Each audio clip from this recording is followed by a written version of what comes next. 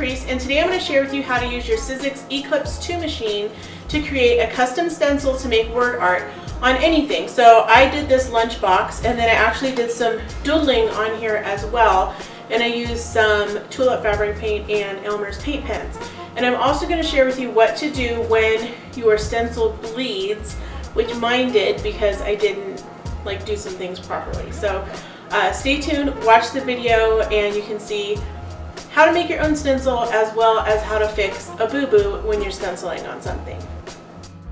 So the first thing you need to do is open up your Eclipse software, and you are going to make a new little document and type out whatever word it is that you want to make into a stencil. So here I typed Matthew, and I'm going to choose from my fonts over in the little box on the right hand side there. You can scroll through all the fonts on your computer and find whichever one you want. So I chose this kind of space age one, and then you can use those little buttons on the sides of the bounding box to stretch your word. Now if you want it to keep the aspect ratio, which means keeping the width and height at the same ratio, you're going to hold down the shift key while you drag those arrows, and that's going to resize it without skewing it.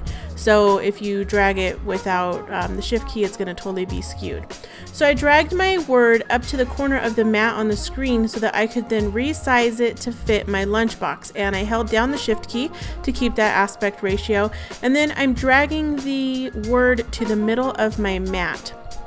And the reason for this is I want that space around the word so that when I'm doing my stenciling, I don't get any paint anywhere that I don't want it. So once you have that all set up, you're going to click on the cut command, the cut button up at the top of the screen, and then choose your materials. So I'm using cardstock H, which is heavy cardstock. And this is a really old cardstock that I have. So I like to cut my stencils out of really, really old paper I'm never going to use. It's going to automatically set the speed and the pressure, and then you will load your mat into the machine, send your image over to the cut button, and then unload your mat once you're done. So here's my machine. I'm putting my mat in. I'm going to push that load mat button in the software to load the mat into the Eclipse 2 machine.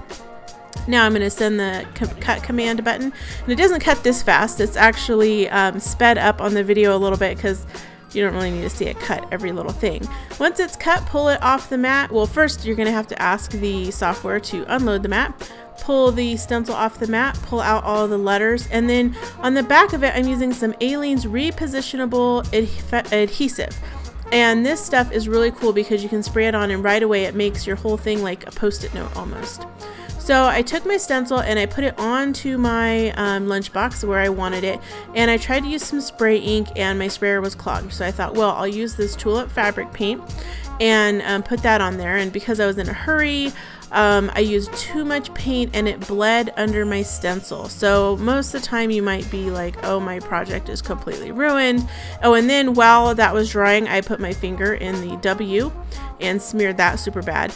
But even if your project looks bad, you can roll with it. So what I decided to do is a kind of graffiti style retro like futuristic lunchbox. So that totally didn't make sense, retro futuristic. But anyways, I took my Elmer's paint pens that I had in my stash, and I just used those to kind of make a line inside of the letters so that it was easier to read, so you don't so much notice the smears, and the bleeding actually kind of makes it look like a graffiti type letter, like distressed industrial.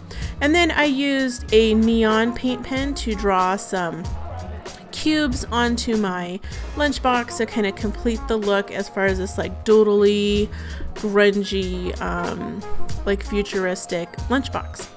So I hope that you enjoyed this video of how to fix a stencil boo-boo, as well as how to make your own stencils using a Sizzix Eclipse machine. All you need is a piece of cardstock, a digital die cutting system, cut out your letters, use some repositionable spray adhesive like that Aleene's adhesive I used, and go to town making your stenciled items. I hope you enjoyed this video. Please hit that subscribe button at the end, and I will see you here again soon. Bye!